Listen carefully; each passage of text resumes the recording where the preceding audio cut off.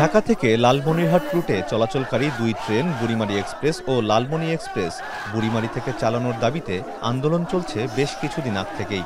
৮ দিন আগে রেলপথ অবরোধ করে হাতীবান্ধা ও পাটগ্রাম উপজেলার বাসিন্দারা। কোনো ফল না আসায় রোববার থেকে সড়ক অবরোধ করে আন্দোলন শুরু করেন স্থানীয়রা। সোমবার সকাল থেকেই তৈরি হয় তীব্র যানজট।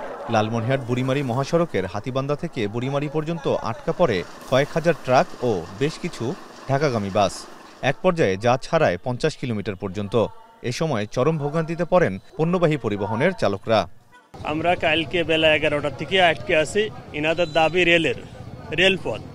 তা রেলপথের দাবি আমাদেরকে আটকে রাখলে হবে?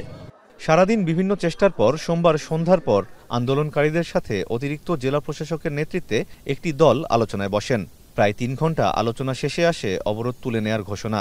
আপাতত ঢাকার যাত্রীদের জন্য একটি বিশেষ শাটল ট্রেন চালু এবং অনতিবিলম্বে বুড়িমারি পর্যন্ত ট্রেন চালুর আশ্বাসের ভিত্তিতে আন্দোলন থেকে সরে আসেন স্থানীয়রা।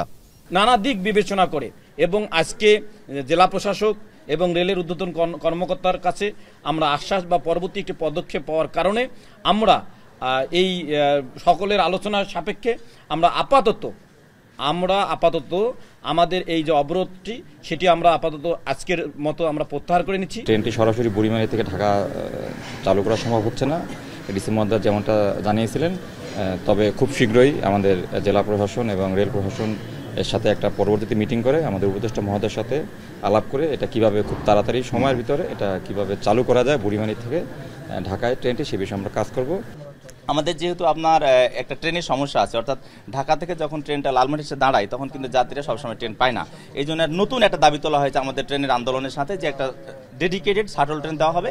আমাদের রেলের যিনি কর্মকর্তা ছিলেন তিনি জানিয়েছেন যে এটা কিছুটা সহজতর এবং ফিজিবল। সেই বিষয়টা আমরা উপদেষ্টা মহোদয় অথবা ডিজি মহোদয়ের সাথে আলোচনা করে সিদ্ধান্ত নেব, তবে আমরা আশাবাদী।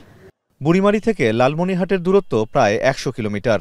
আন্তঃনগর ট্রেনের সুবিধা পেতে এত লম্বা দূরত্ব পাড়ি দিতে হয় সাধারণ মানুষকে।